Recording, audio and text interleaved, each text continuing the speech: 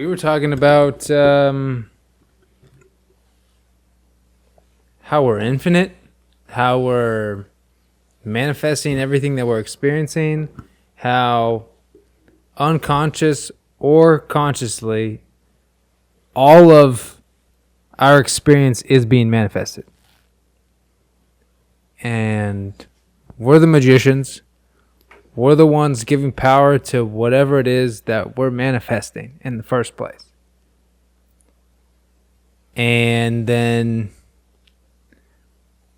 the death and rebirth, going through what we're manifesting, what we've become aware of that we manifested that's not us, and letting it die. And stepping into who and what we are, the truth, the authenticity, the love, the head, the heaven. And from this space, it's like it's truly infinite in what we're capable of manifesting. And the only limitations to our manifestation is the belief in the limitation itself. One of the most obvious cases for the observer effect is like when we turn on the camera. Yeah. And then we're basically like being affected by an observer. Try not to be right now. Trying to forget about the observer. Sure, but in any case, like that is an explanation for how the observer is actually changing what's being observed. See what I'm saying? Yeah. So the observer changes the outcome by being made conscious that it's the observer. Yeah. And so the observer is what? Because if you're both the observer and the observed, yeah, then by you observing yourself, you're effectively impacting what you're observing. Which means that the observer, which is the person who's watching this, is the same as the observer that's watching my mind and your mind right now. Well, yeah. Right. That's the universal consciousness. Yeah. Okay. That's where you're going with that. Yeah, but I was also just before we got to the point where it's like, okay, we're all one, and even though like somebody else observing me is also me observing myself. Yeah. But just the simple, like the most tangible would be the observer actually impacting what's being observed. Yeah, so the person watching the conversation actually has a third party like participation in the conversation. Right. And does that have to do with the algorithm based on like why they're even watching this in the first place?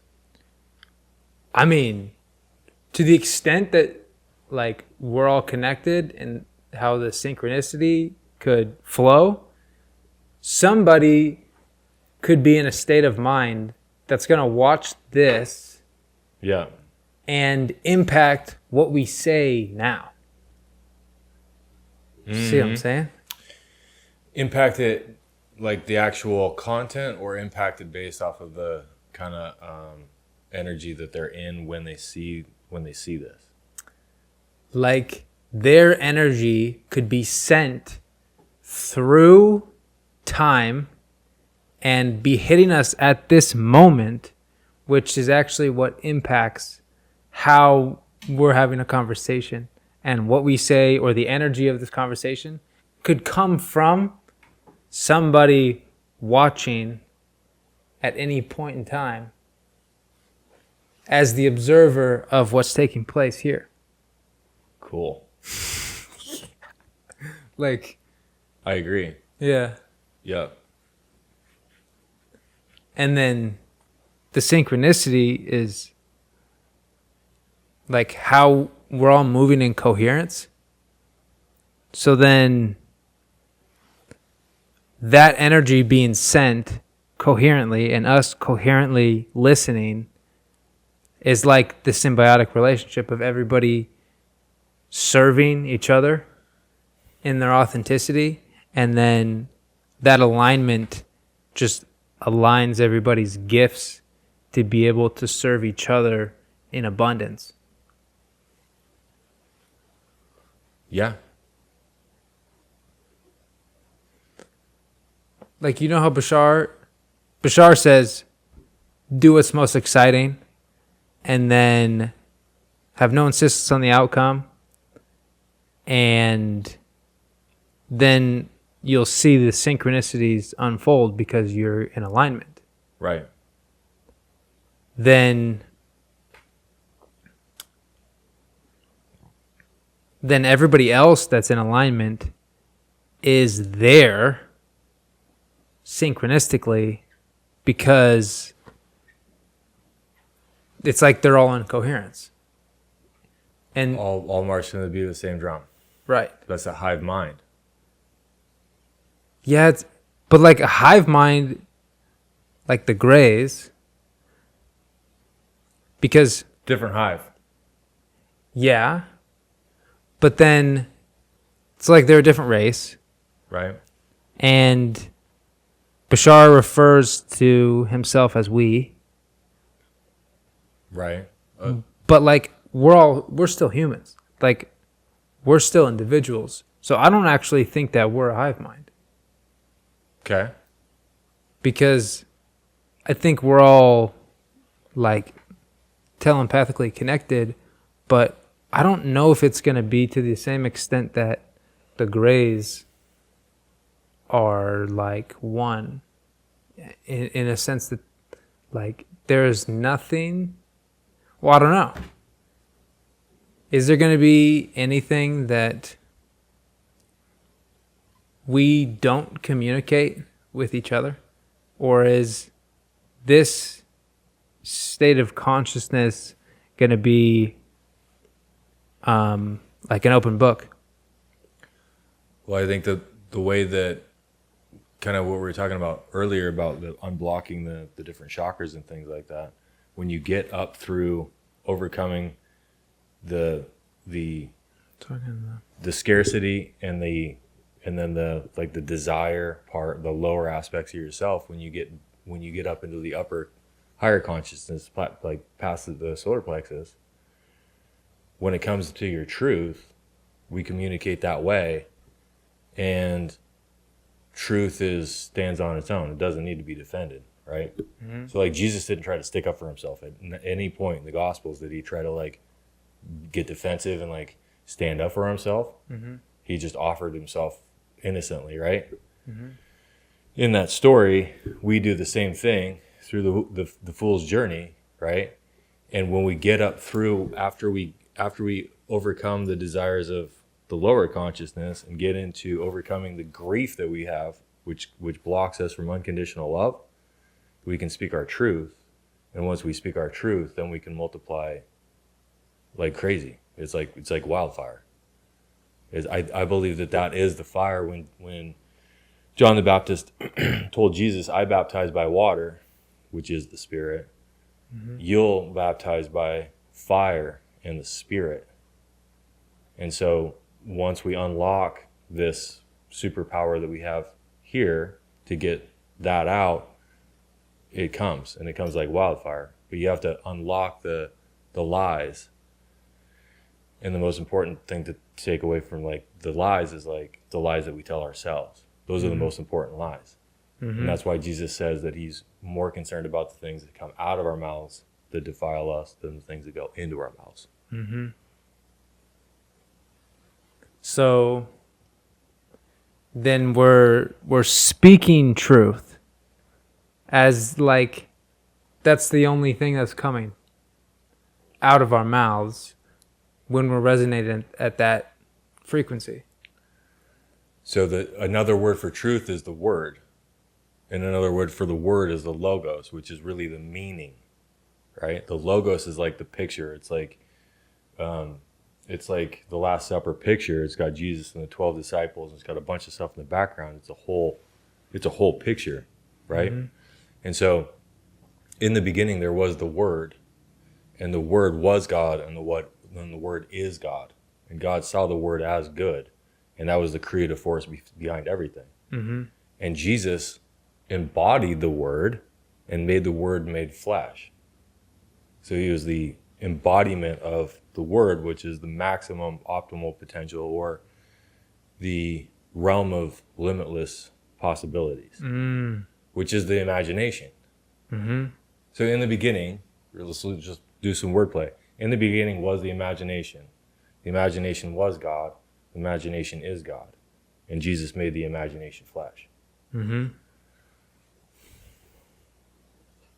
Another word for that is, in the Hebrew, is emet, which is really interesting because it translates that word, the word that made Jesus flesh, in the Hebrew is emet, E-M-I-T. Like emit. Emit, right? Mm-hmm. Spell emit backwards. Time. Chronos. That's matter. That's the matrix. So when Jesus said that his kingdom isn't of this world, when Satan was trying to tempt him, saying, bow one knee and I'll give you everything, he was saying, my kingdom's not of this world because I offer eternal life. So he's light, and Saturn, Satan is matter. And it's the inversion. Mm-hmm. Yep. Because the wicked one can't make his own light. He's the prince of darkness. So he takes the things of light and he flips it upside down. He takes the five-sided star, which is a symbol of man, the Son of Man, Jesus. Mm-hmm. Jesus is the five-sided star.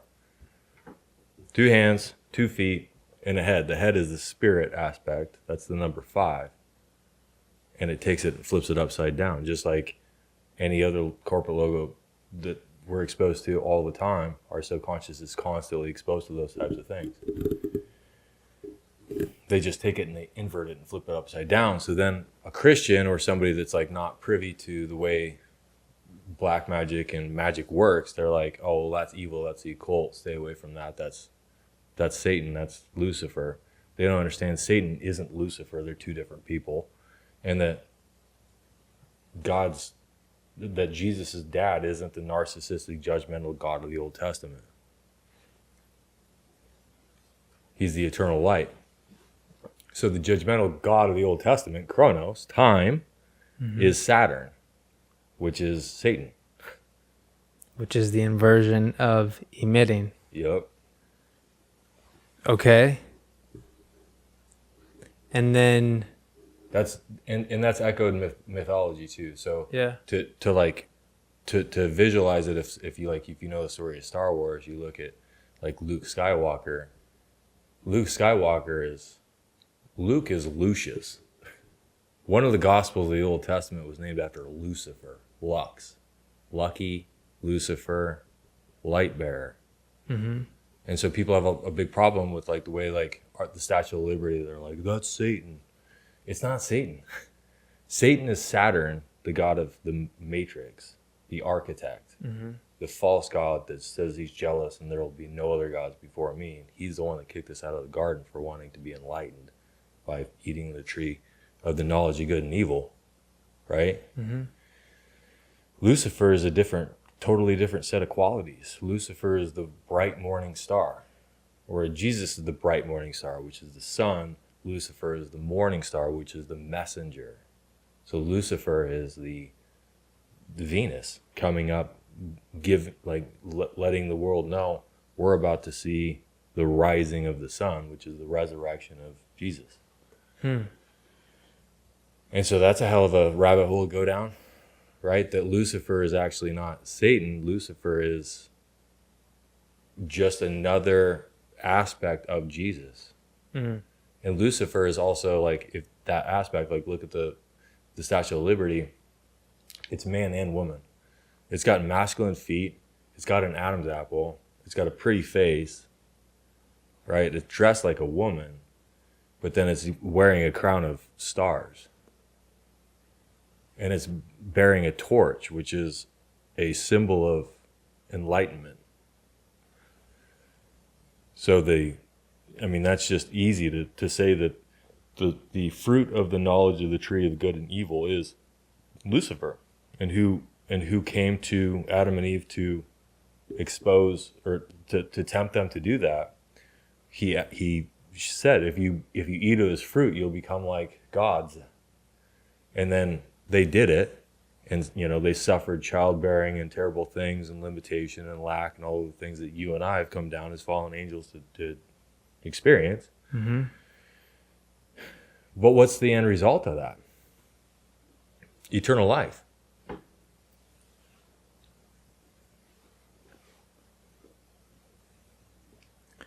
So when you look at the Statue of Liberty in America, what does it represent for the people here and the land here? Yeah, I don't know the ins and outs of the relationship between France and the United States during the time, but we had the Renaissance.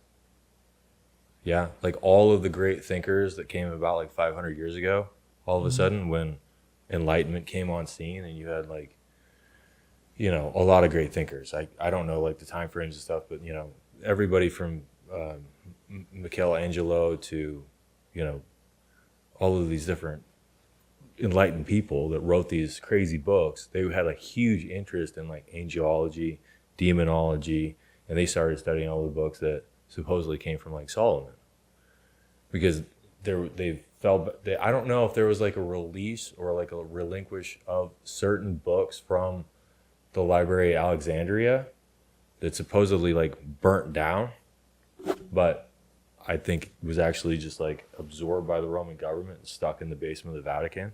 So it's like miles deep, right? Some knowledge got leaked during that period of time through like, I think John Dee was one of them, who was like, he was like the Queen's psychic, but he was also like an alchemist, and he was like deep down all of this stuff. He was like studying like scryer like scrolls, and he's also like had this crystal ball where he could like literally manifest like future outcomes and be able to like, the crystal ball is a real thing, dude. Like that's a real thing. Mm-hmm. In magic it is. And so is wands, and they made those out of holly, and they were kept secret by a certain sect of people, right? So those people, when they were making movies in New York, got kicked out, and they went over and started a place and they called it Hollywood, and Hollywood is what you make wands out of. They're sorcerers. Mm-hmm. So they're sorcerers with the intent to control human consciousness. Right. Yep. So then us as being also magicians, like if this is all magic, it's all the manifestation of the imagination, then the tools like a wand or a staff, then is that something that we can use too? I think so. I think they bogarted the secret information for so long, and they kept it in secret societies, and now it's finally, it was leaked 20 years ago or 30, 40 years ago, and all these CIA documents about how we're just pots, vessels for souls, and this information that they have. They paid hundreds of millions of dollars to develop psychic programs to remote view to figure out where the weapons were at, or wherever the interest was, so they could like spy, right? Mm-hmm. Well, I mean, they paid that money for a reason, and the reason was, and the people that they recruited. Yeah. Good. Yeah, we good? Yeah. So the people that they made a movie about it, men that scared goats, or something like that. Have you seen that? I haven't seen it. Staring at Goats, I think is what it's called. George Clooney. It was a good movie. Yeah. But it's about like, these fools And this is actually interesting. It was about these like 4 guys that they recruited, and they're just like goofy motherfuckers like you and me, right? Mm-hmm. And like they're staring at walls and they're trying to like, stick pennies to, gun safes and shit. Whatever. Like they're just like trying to do weird stuff with their mind, and like they're kind of like they're a bunch of Homer Simpson type archetypes, but that is the archetypical story of the fool's journey, of these guys that are just like fucking around and finding out. They don't take themselves so seriously. They just do the thing that is of curiosity, and they fully believe that they can do it. And that's that mind over matter, like spirit, that they're cultivating when they go to do these types of ventures and things like that. So there's the idea like we are the ultimate authority. So even like crystals or these wands or a staff or crystal ball, like we're still the same power that gives those tools the ability to do what they do. Yeah, so really defined belief systems are organized thought structures that, based off of us speaking it into reality and the amount of emotion that we feel for it, we actually have the ability to physically manifest things into reality, based off of a combination between our beliefs and our emotions. And that goes for negative and bad too. That's why we have the free will to either live in hell or live in heaven. And I think the process of moving up the ladder into heaven is through the kind of denial of the egoic desires. It's not just desire, because if we just didn't have desire, this would be hell. There's no reason why we should even be here without that. But egoic desire to have like the best looking girlfriend in the room just so you can take her to work parties and stuff and make yourself like, proud of yourself or whatever. And then you go home and you fight the whole way home and it's a terrible relationship, right? Is an egoic desire that we're supposed to, an example of the things that we're supposed to detach from and like let go of. Because it's like that Egyptian symbol of like the heart and the feather, right? You have to make your heart weigh like a feather, weightless, in order to transcend into like the 5th dimension, which is the new earth that we talked about earlier. Yeah. Like that being soft and hard.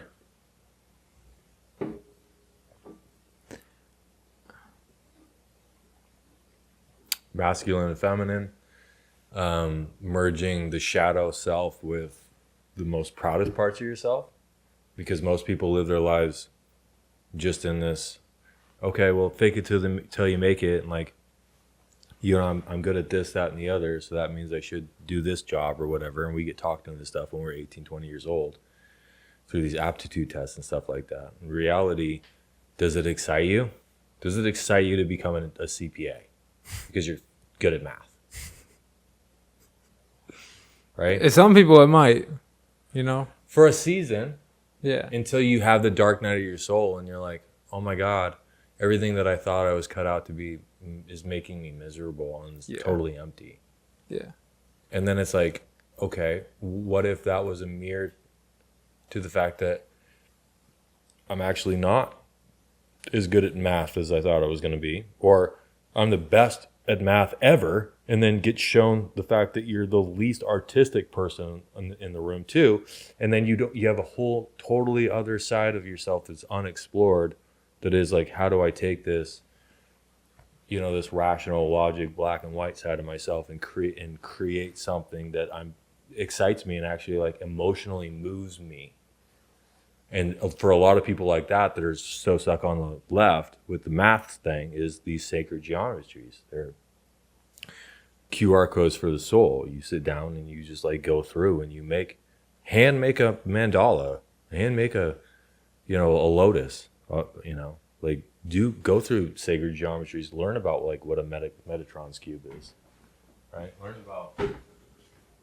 about a geometry that looks like a square. Looks like a square like this, but then when you cant it and tilt it, it turns into a star. Mm-hmm. For a left brain thinker, that's an exciting thing. And then take the star and it's not stationary and spin it around a lot, right? And light it on fire or electricity, and you've got a sphere. You have the angels that have been popping up all over the place around the world, preventing us from killing ourselves and talking to us. Shoot, I was gonna say something. I forgot it. But a couple years ago, I bought Robert Grant's book, and it's basically just all of his art. And I cut every one of them out, and I put them all on the walls, and I just let it download for like a year. Every time I would just be like walking around looking at different things, and I would just like, even in the subconscious, where I was like, math is downloading in like the QR code and not even know what it was. Yeah, dude. Until it's like something manifests in my reality that I created from the subconscious that I wasn't even aware of. Right. So that's the thing. It's like,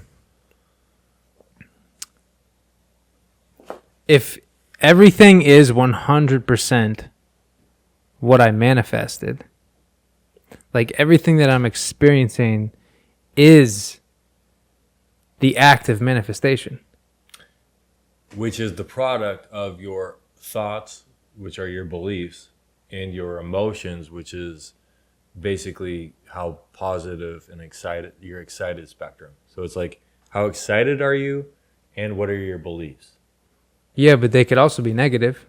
Exactly. And like, you can fully experience and enjoy experiencing the limitations of hell right here, right now, for as long as you want to and need to. Because the subconscious is being communicated to through the emotions. Like, that's why we're in 3rd grade and we got embarrassed in class or something. Right. And then we can remember that. Right. And then that subconscious program runs in the background until you say, oh, hey, 3rd grade self, like, we're not in class anymore and you're okay and you're safe, and like, love that and shed light on that. And stop judging it. Right. But dude, I remember one time in the 3rd grade, we were learning about acid rain. Mm-hmm. Why were we learning about acid rain? I don't know. It was about climate change. This was back in 2000. No, this is 1998. Mm-hmm. Yeah, 3rd grade, right? There was this kid named Owen, and he like had pasty skin and like blue, like white hair, and he was a kind of a dork. He was a little bit of a dork. He had this like kind of like a Jerry curl thing in the back of his head. I used to like look at in the lunch line and stuff like that. I don't know. He's just like, just kind of guy who just kind of fucking pisses you off a little bit for some reason. I don't know what it is. It's weird. It's weird. Not being judgy or whatever, but he said, my dad doesn't. Mario 64 just came out, and the teacher got like 4 or 5 Nintendo 64s, and we all sat and played video games for like a day or two. And like, we're sitting there playing video games, and his name was Thomas. He was like, my dad doesn't believe in acid rain. And I'm like, well, your dad's a fucking retard, you know? You remember saying that? Yeah, I remember thinking it. No, I didn't say it. Like, not in the 3rd grade. I was more like, well, your dad's an ignorant, asshole. Like, how does he? We just learned about acid rain in school. Have you ever heard about acid rain? I mean, you're a lot younger than I am, but have you ever heard about acid rain? I feel like I've heard the term before, but if you asked me what it was, I don't know. It was going to be a real big fucking problem. Huh? Statues were like falling down and being eaten and stuff like that. And during that time, by the way, we came from the monkeys, and our cars were powered by dinosaur bones. Right. So you tell me who is the asshole. Right? Doubting Thomas. Exactly. It's hilarious. Yeah. And that's like this firewall that the Matrix built. Yeah. To keep people in the hex. To keep people in the cube.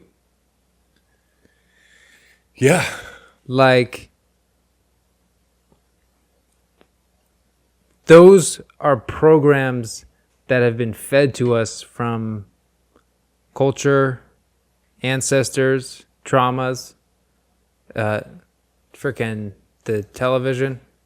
Like, all of these programs have built such an like aggressive and emotional like shutdown button for anybody that's escaping the cube.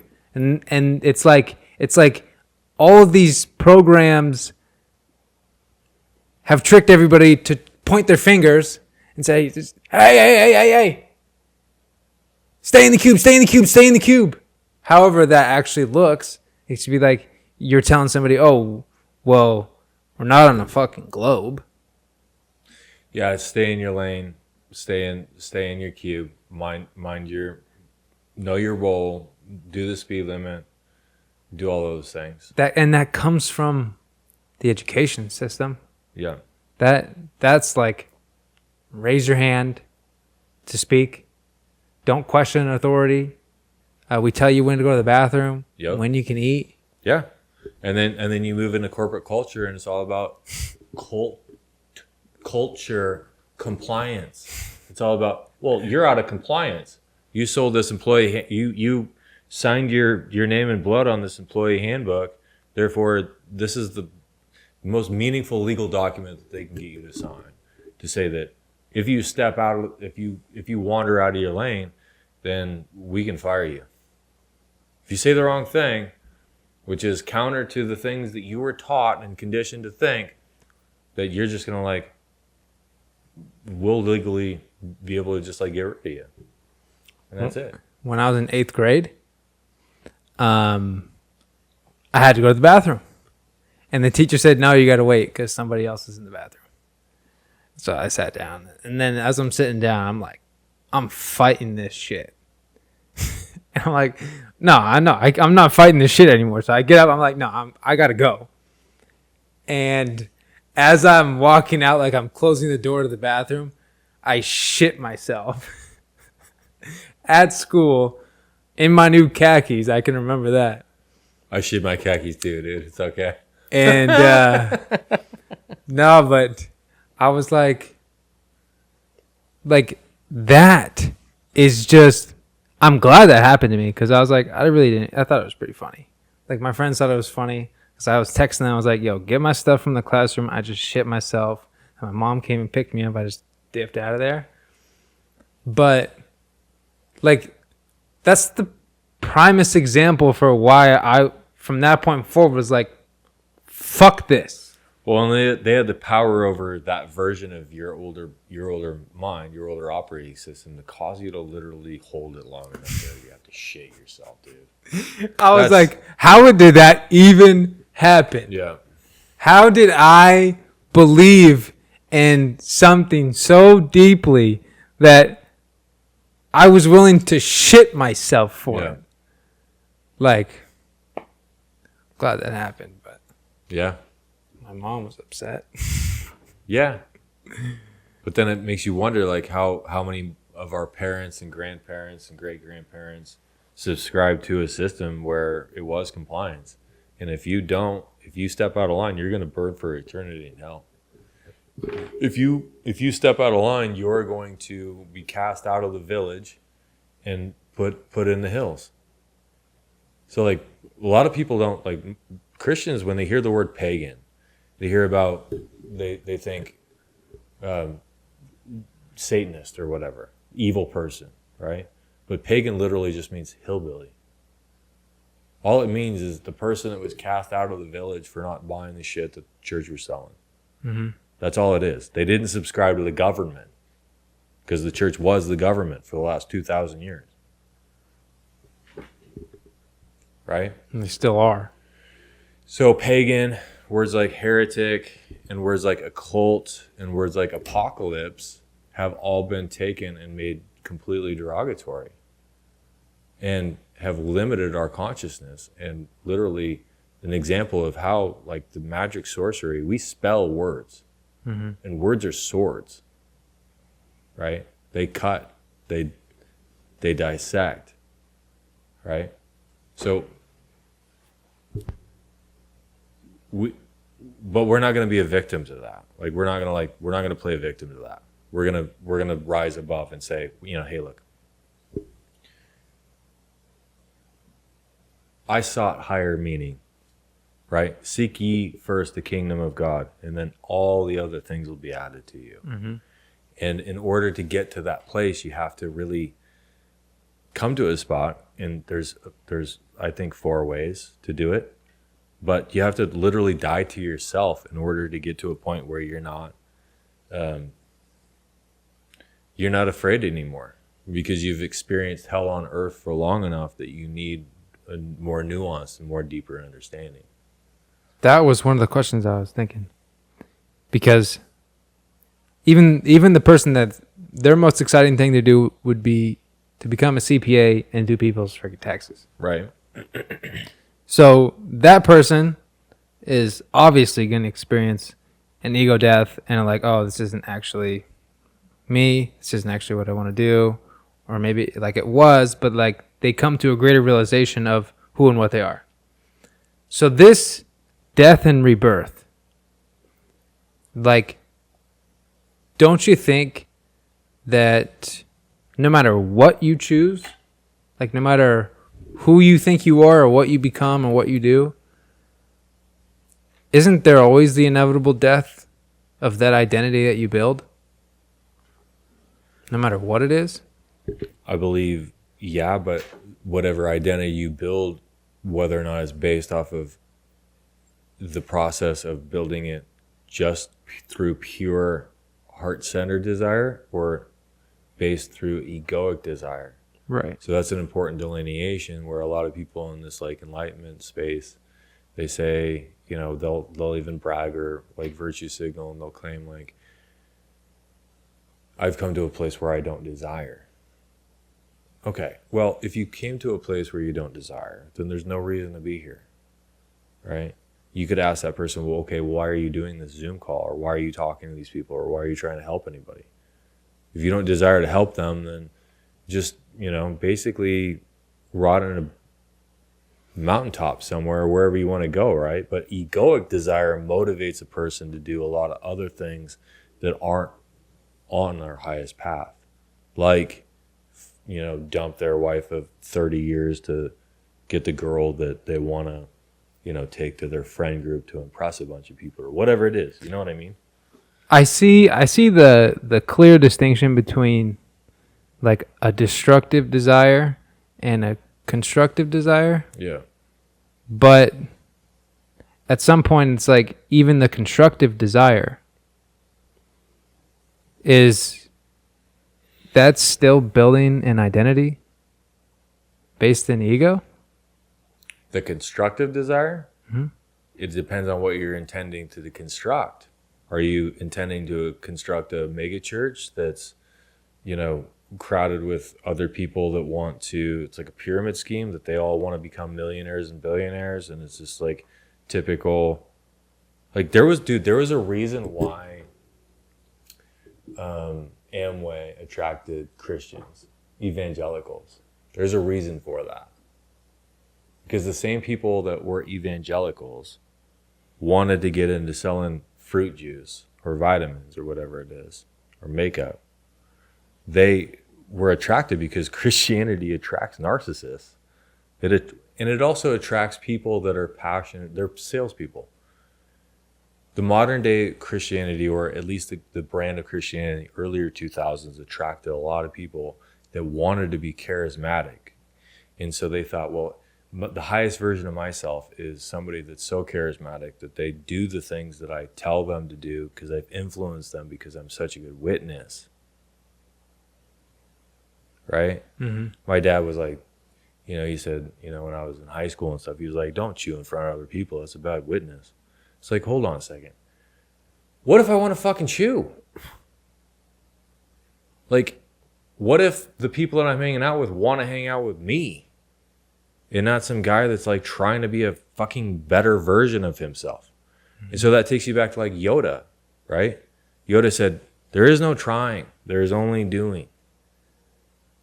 There's a reason why people were attracted to people like,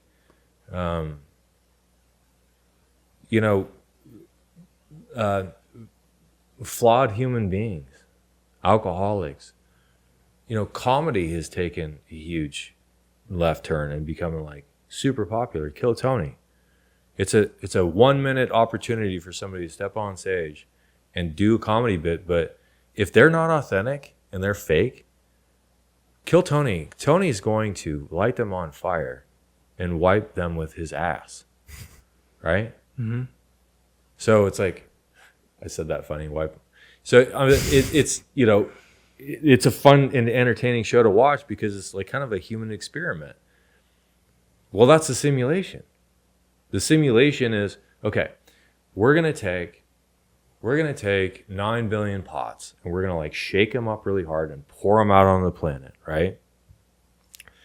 And whatever ones fill themselves full of water and become their most honest version of themselves, that don't take themselves so seriously, that have integrated their shadow, the shitty aspects of themselves, and come to love those aspects of themselves, the doubting Thomas and the hyperlogical Peter, and the betrayers and all of the janky, shady characters that make up the 12, right? Mm-hmm. Those are the people that become stars on Kill Tony and other platforms because they just rise to the top because people want to listen to them. Because mm-hmm. authenticity is a byproduct of unconditional love. Mm-hmm. And the unconditional love isn't for your neighbor and it's not for God, it's of yourself. So you literally, once you love yourself and integrate to yourself, then you can't help but just be the authentic part of yourself. And that's why Jesus said, go now and don't sin. What he meant is go now and be your most authentic self. Because if you are your most authentic self, you can't fucking miss. Mm-hmm. Whoa. Right? Yeah. That's Jesus. Mm-hmm. That's infinite flow. That's the flow state. That's outside of time. Childlike nature. Time disappears That's when you're heaven. having fun. Time flies when you're having fun. That's the 1,000-year reign. That's the new earth. That's what we're moving into. Yeah. The state of pure creativity, pure authenticity, pure love for ourselves. And when we die to ourselves, then all of a sudden we meet ourselves in heaven. And the selves that we meet are selves that we'd never met before, which are the shadow aspects of ourselves. And we just like give our little brothers and sisters a hug. Be like, I fucking love you. And they're like, I love you too. It's an interesting thought experiment. There's like a little bit of it's kind of a meditative type of thing. But imagine if you were at a table and you're at a table, right? You sit down, Mateo. And to the left of you is your 3-year-old self. And then you have your 6-year-old self, your 8-year-old self, 9-year-old self, 12-year-old self. You have high school self trying to like cram for an exam or whatever, right? You have college age Mateo that's like soccer stud or whatever it is. You got this girlfriend, you're in your own world, like whatever it is. Everybody's in their own little world, right? 3rd grade, 6th grade, right? And you're like looking around the table, right? And then now you have your mother in the room and she's just like loving the shit out of everybody unconditionally because that's what moms do, mm-hmm. right? And then you have somebody, let's say somebody enters the room that just has like this. He was a long lost like uncle or whatever, right? Maybe it's dad. Let's say it's dad. Let's say dad came home from, overseas or whatever, and everybody gets to like spend time with him for the first time in like years or whatever. A lot of the younger ones don't even know who he was, right? And this is like, we're breaking bread, dude. We're eating good, right? The wine's getting tossed around at this point. Stories are getting told, right? And then all of a sudden somebody enters the room and like everybody shuts up.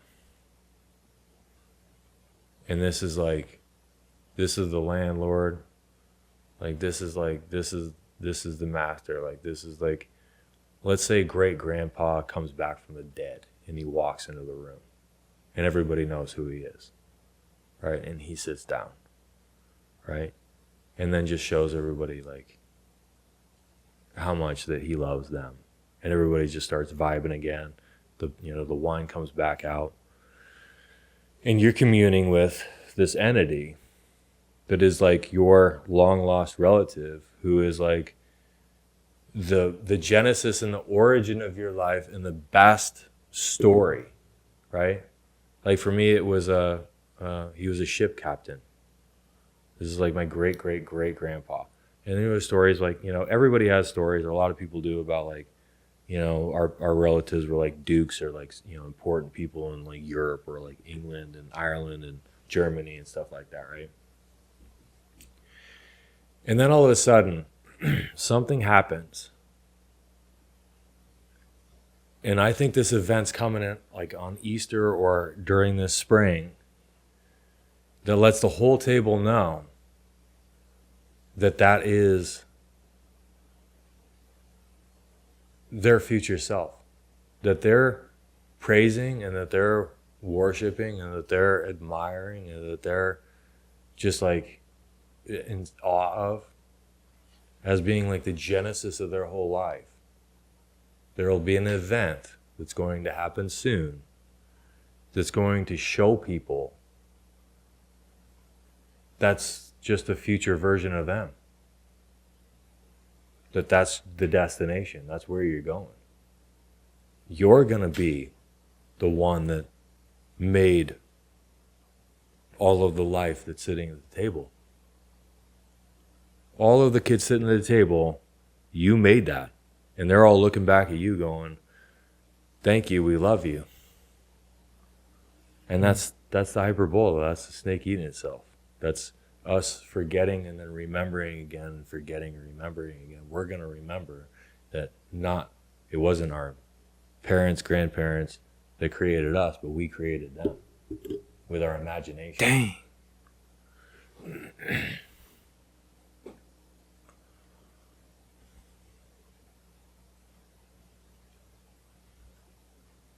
Dang.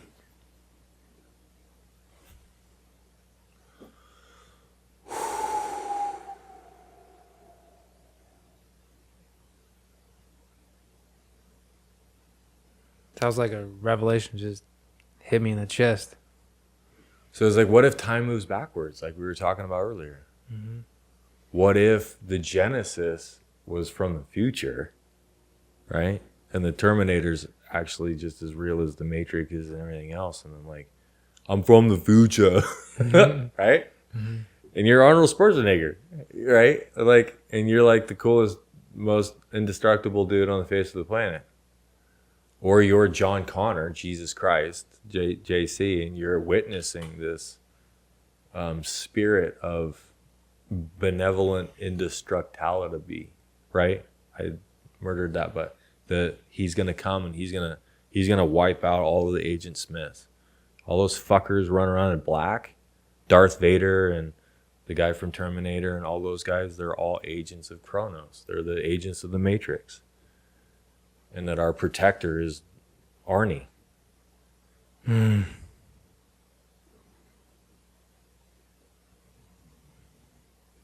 I mean, this is gonna.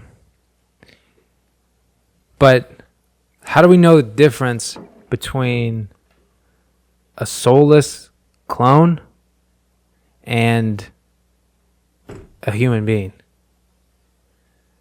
I think that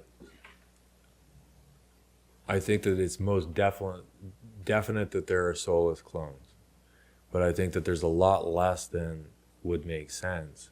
Most of the soulless clones, or the pots that don't have the empty pots that don't have water, which is the spirit, Can be filled. they're the pots that are most disconnected from the source. So there's still pots. Right. They still were created, and they still came from the same place And they can still return. through free will. Right. But they use the free will to stay empty in the first place because emptiness is comfortable. Right. I got to have that job so I can have the health benefits, so I can, do this, that, and the other. And they don't ever get out of their comfort zone because of self-limiting beliefs, limiting beliefs. So they're stuck in the matrix. They're brainwashed in this dream state. And it all has to do with just the self-limiting beliefs, which is what the mountain is. When Jesus said, with faith the size of a mustard seed, the mountain is your gigantic amount of self-limiting belief system that you're like, I can't do that. That's too hard, or that's too scary, or what if this happens? That's the fucking mountain. Okay, where were we? We were talking about how we're infinite, how we're manifesting everything that we're experiencing, how unconscious or consciously all of our experience is being manifested. And we're the magicians. We're the ones giving power to whatever it is that we're manifesting in the first place. And then the death and rebirth, going through what we're manifesting, what we've become aware of that we manifested that's not us, and letting it die, and stepping into who and what we are, the truth, the authenticity, the love, the head, the heaven, and from this space, it's like it's truly infinite in what we're capable of manifesting. And the only limitations to our manifestation is the belief in the limitation itself.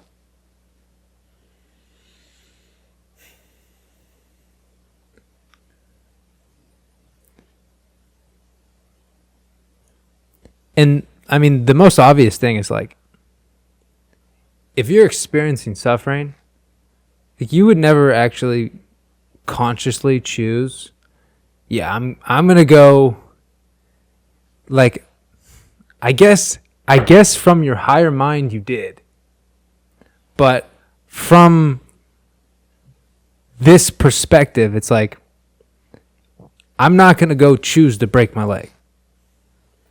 Like, if I could see now and a path where I go break my leg or I don't break my leg, I'm going to say I'm not breaking my leg. But if I did say I'm going to go break my leg, wouldn't it have to be unconscious? Wouldn't I have to unconsciously choose that? Because I'm sitting here right now. I say I don't want to break my leg. So this is where, like Carl Jung said, without making the conscious, you'll live your life, and at the end, you'll have called that destiny. Mm-hmm. The unintegrated parts of yourself that you aren't in communication with chose to break your leg. Was it beneficial? And then the free will aspect is the judgment that you assign towards that. So the fact that you broke your leg might have kept you from having to go to war, right? Mm-hmm. So that's why I think the Bible says that God makes all things good for those that love him, is the people that have overcome the grief and forgiven themselves of the guilt and the shame and overcame their fleshly desires, everything works out. The universe always happens for you. It never happens against you. So there's nothing bad that can happen. That's why it says in the Bible like 365 times there is nothing to fear. Mm-hmm. Is because there's nothing to fear but fear itself. Right. Which is the Antichrist. Which is the literal interpretation of the book of Revelations. So then would it also be fear of breaking my leg that would break my leg? Say what now? I'm using a broken leg as a metaphor for experiencing suffering. But would it be the fear of experiencing that suffering that actually manifests the suffering itself?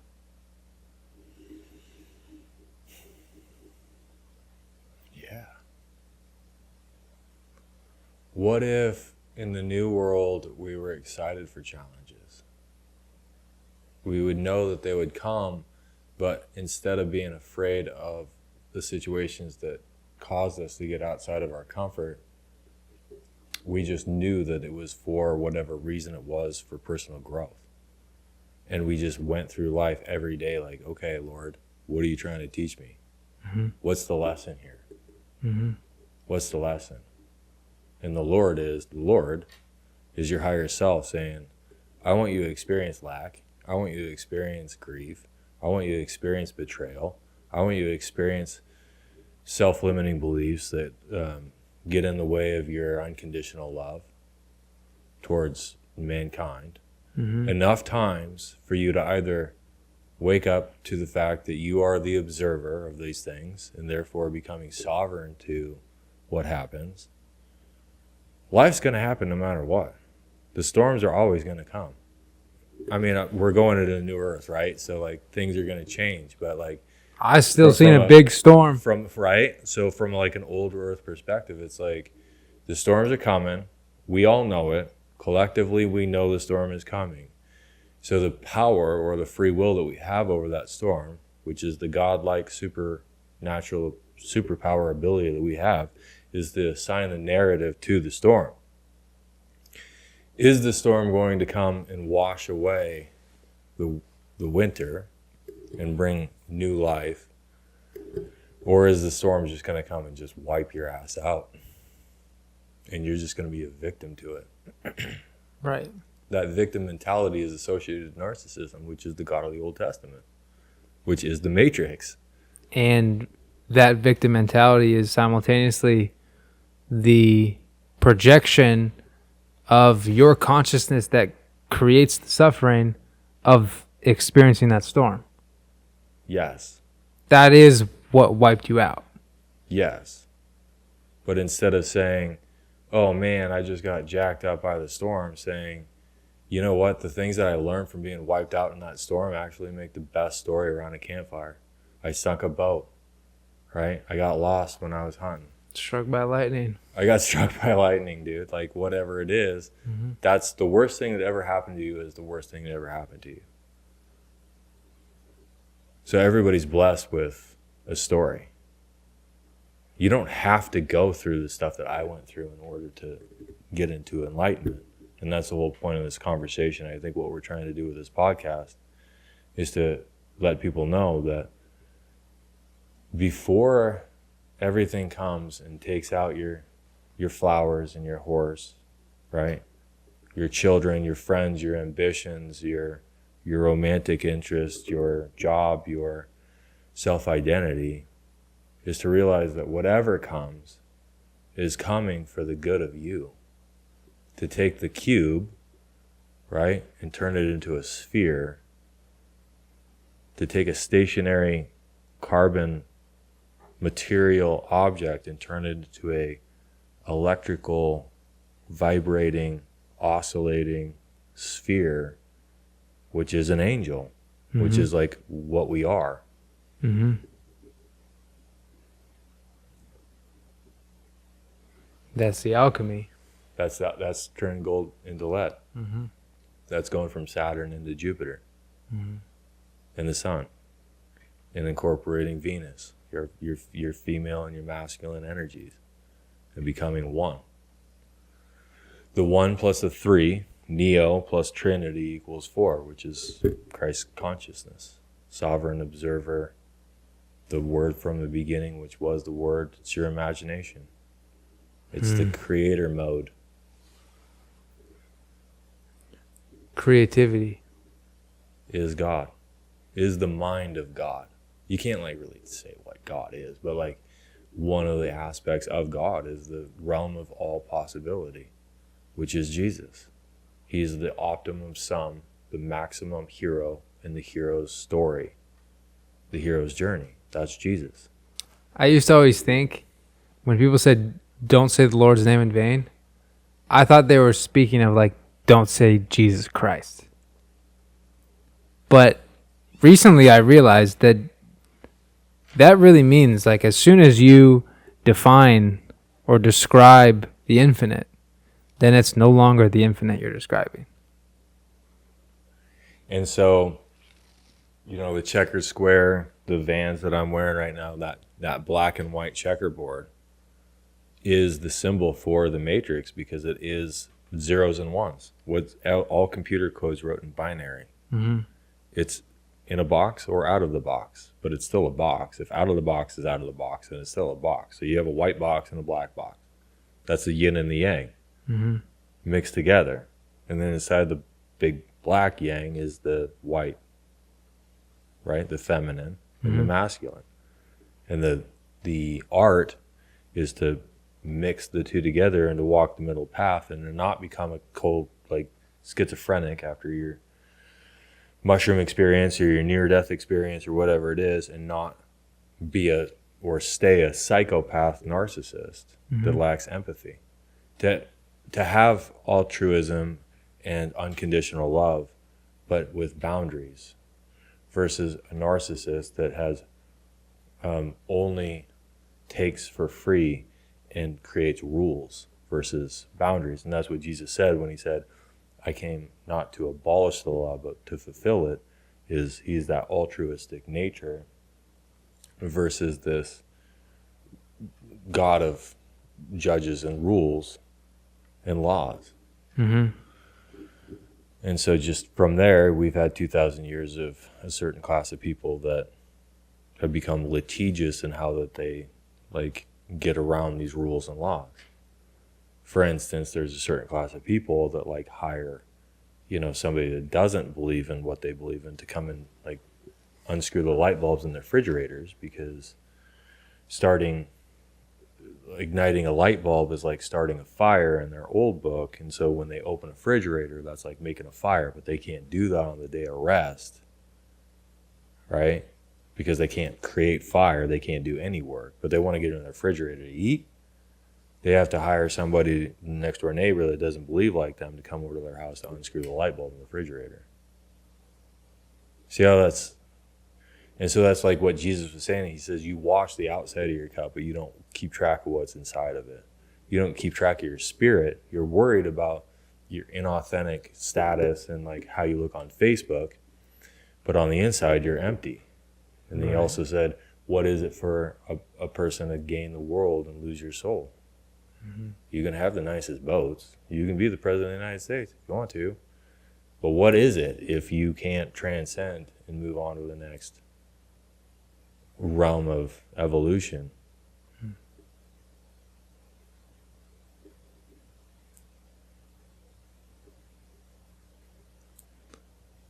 So the creativity aspect of it, because you made the analogy earlier of the baseball game and all the analytics and basically the probability of the anomaly happening, right? The anomaly that is the person that fully realizes the game that's going on around their heads, or what anomaly are you talking about? Like performance within the game that defies the probability of what should happen. I think I know where you're going. Keep going. So creativity, because I'm thinking like you are the anomaly, like I am the anomaly, like my creativity is the anomaly in the matrix. It's your light. Let your light shine. Live in a flow state. Live in your childlike nature. Do the thing that most excites you. Do this. Like, what are we doing? It's just the most just exciting having fun. thing, right? So you came over here, we do the thing, and then we don't know what's going to happen, but we just know that by doing the thing it's another step down the path that we want to follow. Right. And that's the middle path. It's not the path of creating a cult out of like egoic reasons. It's not the path of trying to explain to the scientific community about how to write a paper about how this is all like, authenticated or authenticatable. It's a matter of listening to our own hearts, listening to our own stomachs, listening to our own brains, syncing all of those things together, and then letting it shine and magnetizing each other into our own emitting realities, right? And then we do that, and by virtue of doing that, we just like literally exponentially multiply our light. That's what I want to do. That's what I want to do, dude. From a creative nature, I just want to like attract as many people, have as many of these types of conversations as possible. Because if we let our light shine, in the process, we become more enlightened. In the process, we enlighten other people. That's bringing heaven to earth. So that's God's work. That's the torch? That's God's work. That is the torch. That's the torch Statue of Liberty is trying to hand us.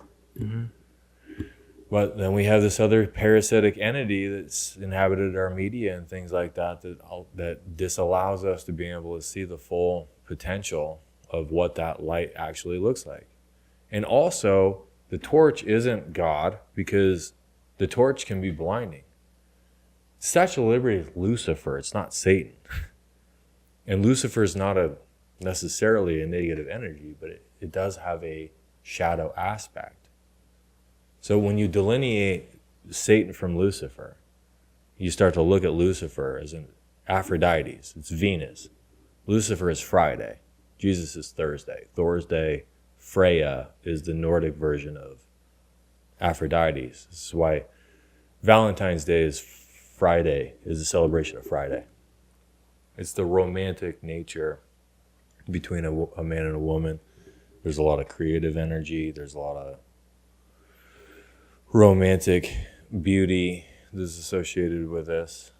So like the combination between Jesus and Mary Magdalene is the combination of this electric King of Kings, bigger.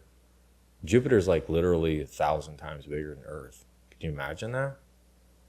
Can't even imagine how big Earth is, dude. Take Jupiter, and it's got a huge eye on it, and then like this glowing crown on the top of it that's always magnetic, like the northern lights on the top of Jupiter. So it's like the size of our world on the crown of Jupiter are these like magnetic lights. Like we're gonna see this one of these days. I'm sure we probably already have seen it, but like we're gonna go back and we're gonna remember, and we're gonna be able to go there and like sit and look at this northern light situation, but it's like on acid. The sky is going to be its own sun. We're not going to want oftentimes the light to shine, because we're going to be looking at this situation going on in the sky going, this is heaven. That's heaven. The new earth isn't quite as cool as that. That's the way I think. That's why I want to think about it.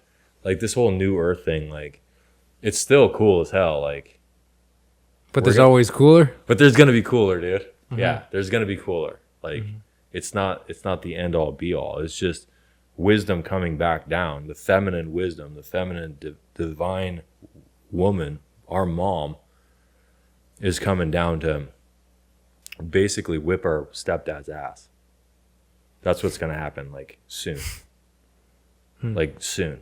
And she's going to divorce him, and then the real dad's going to step in, and he's been away at war for, 10,000 years, and he's going to rule. And that's the reality that we're going to live in with Neptune and Saturn and Aries. That's crazy, because that's actually manifested in my mother and my stepfather, and I'm like staying with my mom and witnessing that. It just feels like the microcosm of the macro, like as above, so below, being manifested, which is crazy to think about, and how that synchronicity, how that is being reflected, like,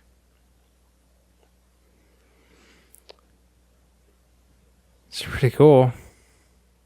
As above, so below. Mm-hmm.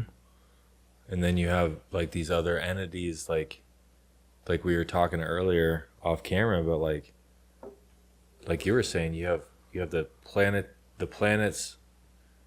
It's like a drama of the planets going this way, right?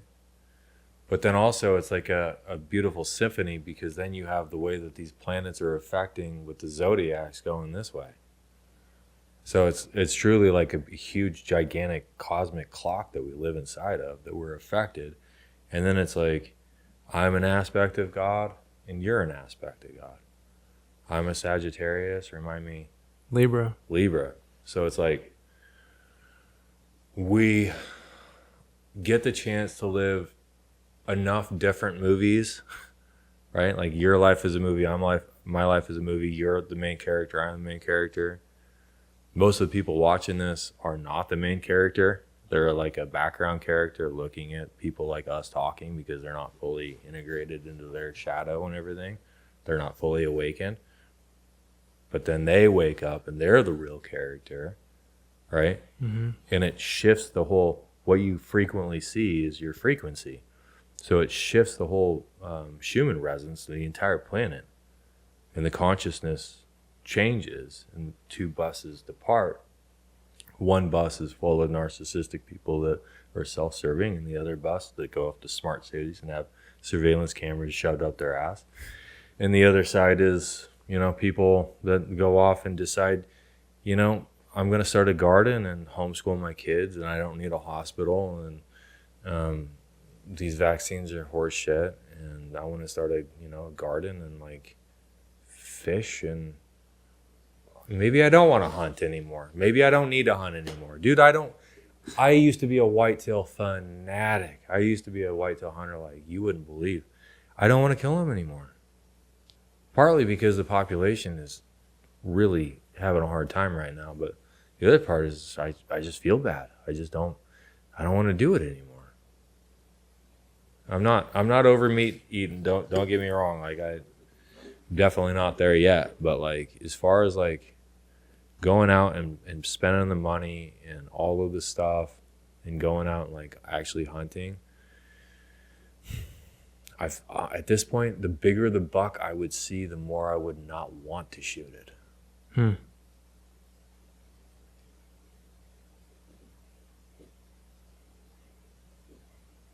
Does that feel like a death?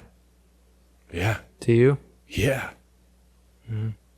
Because there's no, you can't describe, from coming from a hunter, mountain man, who is the son of a hunter.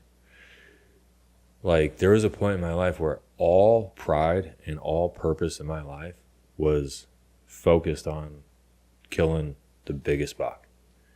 And I did it more than a few times. And the feeling of coming up the driveway to be greeted by the ladies and stuff like that, and the little kids, it's this hero's return. Mm-hmm. Oh, dude, there's nothing like it.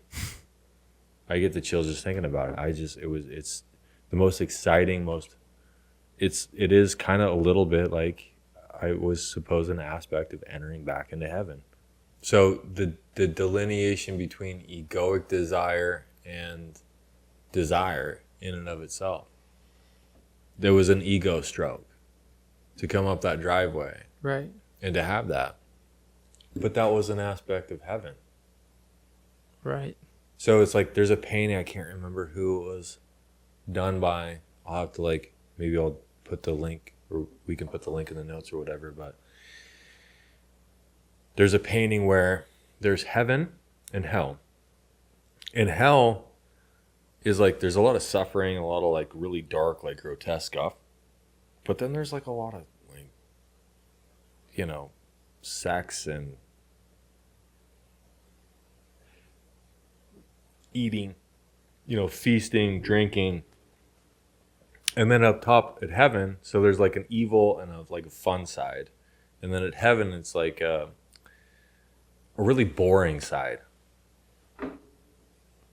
And then also blissful. Right? Mm-hmm. So it's heaven and hell, it's divided 4 different ways. That's the cross. It's a really weird dichotomy because you say, it's how much in the new earth do you want to actually give up when it comes in the way of the pleasures of this life? When you imagine the new heaven, what does that actually look like? Is it void of all desire? And if so, would you want to be there? Mm-hmm. My dad used to always say well, I hope we get a hunt in heaven. That was what it's my heaven would be hunting. That's what he said. Right. And then there's a cartoon. It was all dogs go to heaven, which is a controversial title. It's do all dogs go to heaven? And it's this fucker smoking a cigar and he's exploiting all the other dogs. Is he gonna go to heaven too? Right. So the center in the middle, that's Jesus. Nailed to the cross is the dichotomy between balancing integrity desire and law-based desire. So he was I came to fulfill a law. I didn't come to abolish the law. I came to fulfill a law. What he was saying is I came to show you how to live right in the middle, about how you can drink a few beers and you can eat a cheeseburger and you can enjoy the Matrix because I'm the Son of Man. You don't have to be a yogi and go off into the mountains and do all of these breath exercises all day long and just become a complete and total alien person. You can integrate the both aspects where you set yourself on this path, the Tao, the middle way, on the progress, and at the end point, if you can grok it and see it, you lose the want, and maybe it eventually would want to choose the cold bowl of oatmeal over the winning lottery ticket. But also, we're here. We're here. Mm-hmm. It's a playground. We're also up there. We never left there. That's the other thing, is we're still connected. We're still in heaven. We're in heaven right now. Mm-hmm. We're in heaven right now. So now, how do we figure out how to make this place, the 3D, moving into the 5D, the most cohesive space where we all get along and we all have a good time. Right. And we don't drink too much, right? And we don't live our lives in a way that's going to cause suffering to other people. And we don't alienate our own desires. Right. The balance. The balance. Yeah. That's something that I struggled with, where after I realized all of the bullshit in the Matrix, and I was like, okay, well, I'm going to cut out everything that is keeping me tied in the Matrix. I'm going to cut out every single desire that my old identity loved to do, because I think that is what is my greatest excitement. Now, maybe it is. Maybe fasting and vegan and drinking my own urine. Maybe that is like my greatest excitement. But then at the same time, it's like I can feel the void that was left by relinquishing all of these other enjoyable things from the Matrix that I let go. So I guess I'm saying like it's the balance. Now, I don't know if I went too far or not. Like, I probably did. Because I was just a madman. I was like, okay, well, I'm doing all of this over here because I just saw the complete other side of being a slave to Kronos. So I'm like, I'm doing the opposite of that. And I've kind of like, it's not like I whipsaw back to Kronos, but I feel like the void of letting all of this go in between the stage of the realization of why I just did all those things. That is the hardest place to be in because there is no recognition.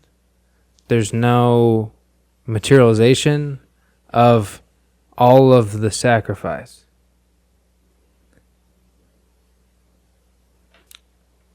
And so I feel like the balance, I'm not necessarily saying like the balance is for me to like go back to start eating McDonald's because like I don't want to fucking do that.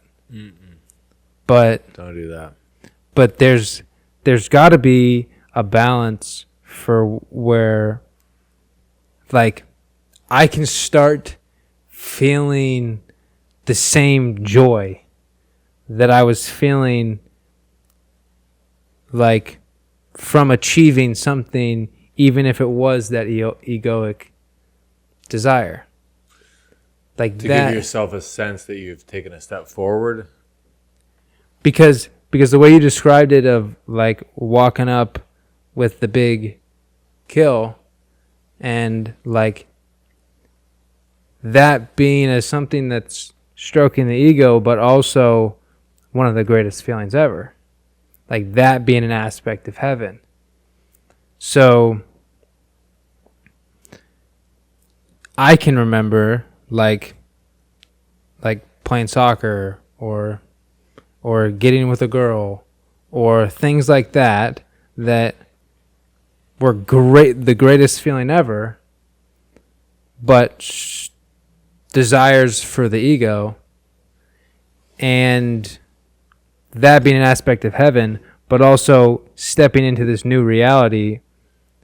It's like because I let go of all of the desires, then now I'm stepping into this new reality and not getting the same joy that I was getting from doing the things that were not me, not in my highest good, my highest potential. So I just feel like I just trust that my path is set, like my truth, that I stand in my truth and express my authenticity, and those similar feelings of heaven come back. But that's something that I've had a hard time balancing because I just let everything go. Now I am completely new, but don't feel the bliss. So I know that's coming. But this is like, that's the hardest thing to do. That's the hardest thing I've ever done. But I definitely see and feel the balancing aspect and how Jesus gets in the middle, walks the path.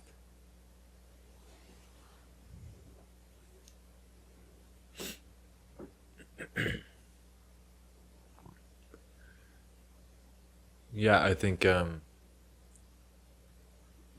we're in a weird time right now with just we're not able to see what we're doing because it hasn't materialized yet. And I think 2025 was an entire year of just soaking energy, your prana, your life force, your focus,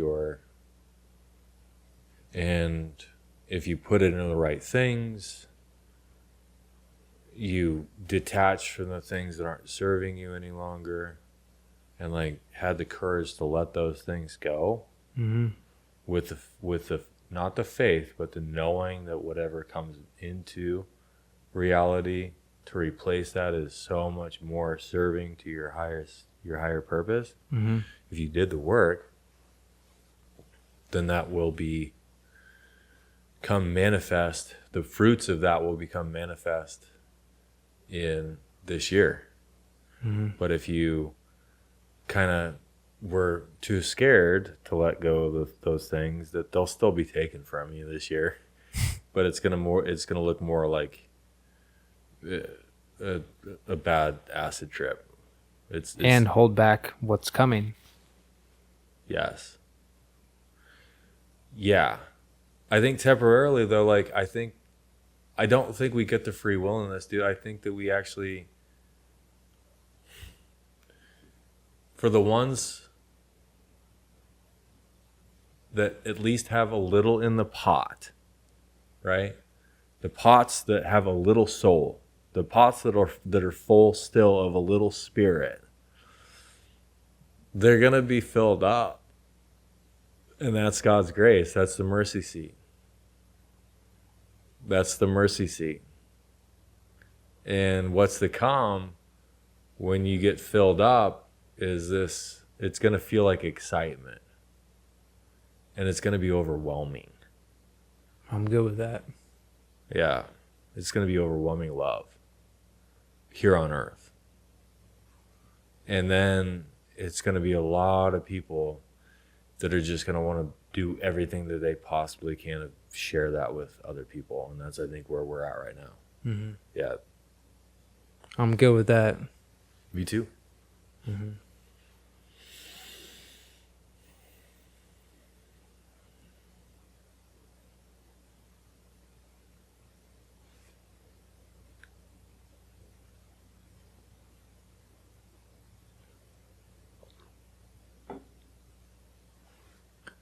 Gotta rise the oil.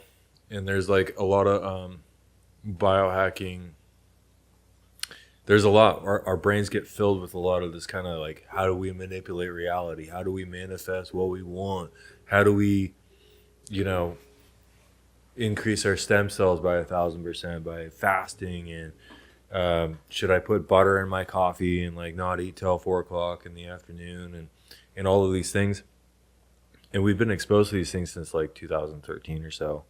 Like these life hacking, biohacking, Tim Ferriss, like, take your garlic and your alpha lipoic acid and all this shit, and it's on like a perfect timeline. And like we gotta like do this and like do the squat a certain way and all this bullshit, right? Which is great, but it gets to a certain point where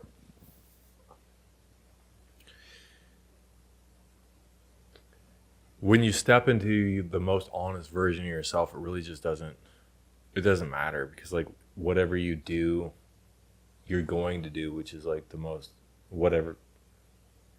exciting thing is whatever you would do. So it's like the most exciting thing, like Bashar, like you gotta decode and like distill. Doing the most exciting thing all of the time is doing the most honest thing all of the time. Sometimes the most exciting thing is like taking a nap. And then like when you wake up having gratitude for the fact that you took a nap at like 11 o'clock on a Monday and you were able to do that. That's a blissful state. Stay in that state. do the next most exciting thing. What is that? Maybe it's to pay your taxes. And then you're like, wow, I have the money to pay the taxes.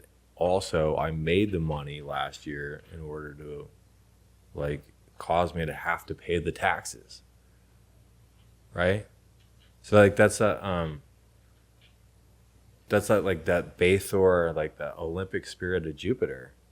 Like the 42 different providences, these laws, if you study them, you're like, oh, it's reciprocity.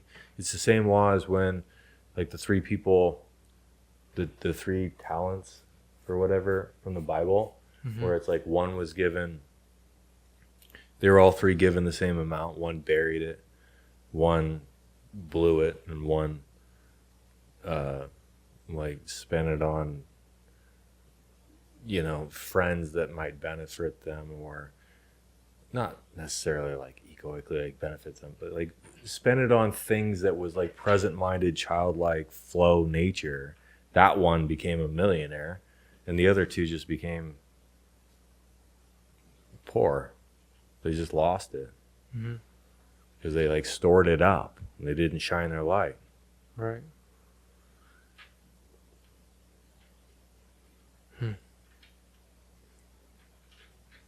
Even though you're not going to be needing to pay your taxes anymore.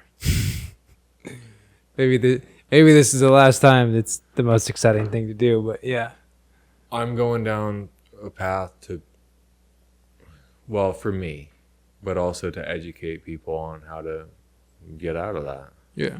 I'm not there yet, but I know I'm on the right path. I'm figuring out how to do things like rich people do, because I'm a rich person. Exactly. Yeah. And I found out I was a rich person. I was told when I was a kid, money didn't grow on trees. And then I found out that's the biggest load of bullshit on the face of the planet. Yeah.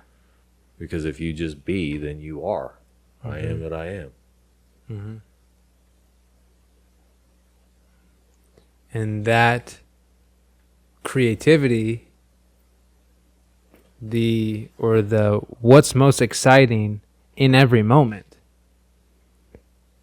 is like the higher self communicating to you. What is the most aligned version?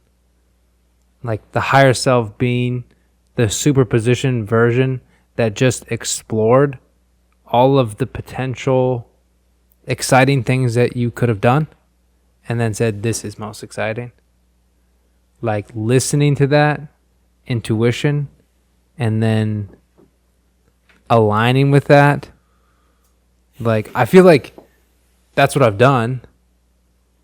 I feel like it's not always easy to hear though. Like, so something interesting to consider is, what if all of the things like are already all playing out, coinciding, like they're all at the same time, right? But you prefer to cast your consciousness into this particular 1 in a million different scenarios right now. right? That's the lucid dream state. It's your ability to cast your consciousness on the realm of all possibilities and put it here, in this place, at this time. To have this experience in this conversation. In the here and now, my superposition consciousness chose this moment. And continues to. Because it's the most exciting moment. Right. Of all of the other potentialities. Which is the Word, which was God and is God, that Christ made flesh. Whoa. Let's fucking go.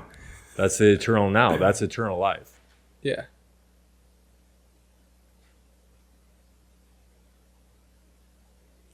Man, I feel like we are just like spiraling where no matter how we're explaining it, what words, what concepts we're using to try and define it or communicate it, all of these different like fields of knowledge, like math, philosophy, science, spirituality, like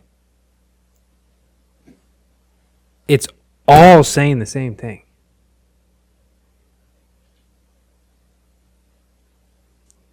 What's it saying, Mateo? It's all saying that we are what we are.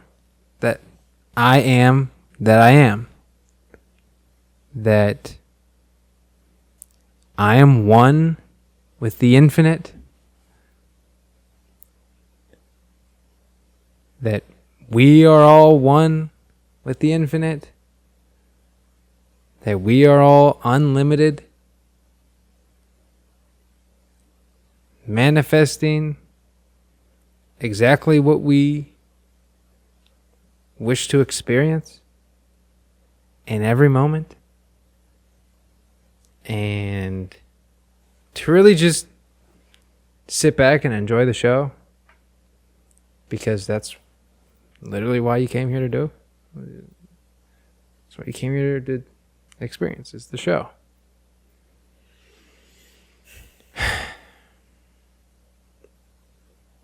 Life's a trip.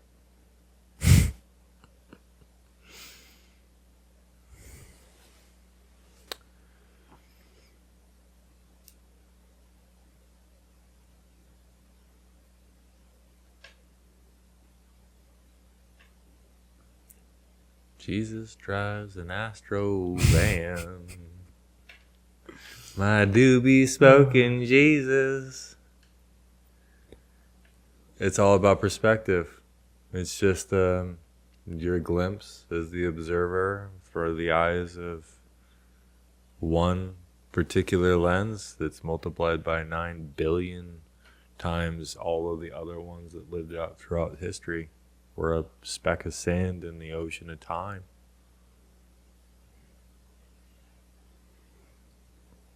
And that perspective is so liberating, because there's countless things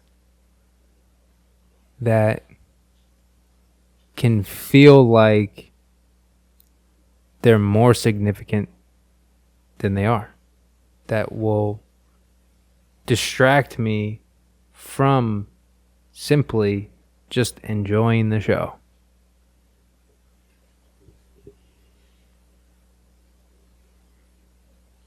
Because I feel like I still got responsibility. I feel like I have even more responsibility. Because I have the ability, in response to this awareness, to help others also become aware that they have the ability.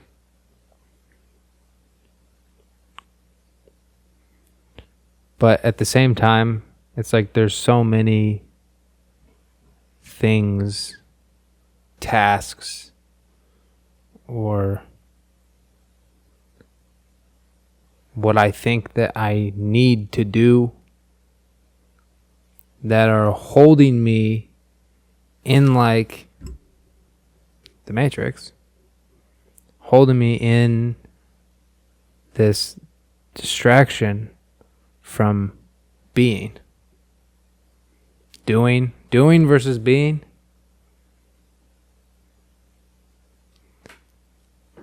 That's another thing that I've had to balance, because I've witnessed, like, financially, like,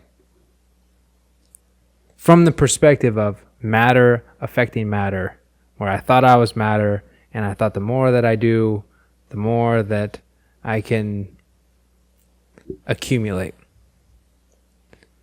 And since moving into, well, I'm a human being, not a human doing. I'm just going to be. I'm going to do what's most exciting. And that's what I am. I'm here to enjoy my essence, my divine purpose for the perspective that I have. Moving into that state then has caused financially, for me, in my experience, all of the matter to dissolve. And so I can sit here right now and say, like, yeah, I'm a human being and I'm infinite abundance, and the infinite and I are one. But where's the $1 billion where I can then go physically direct that towards exactly the influence that I want to have?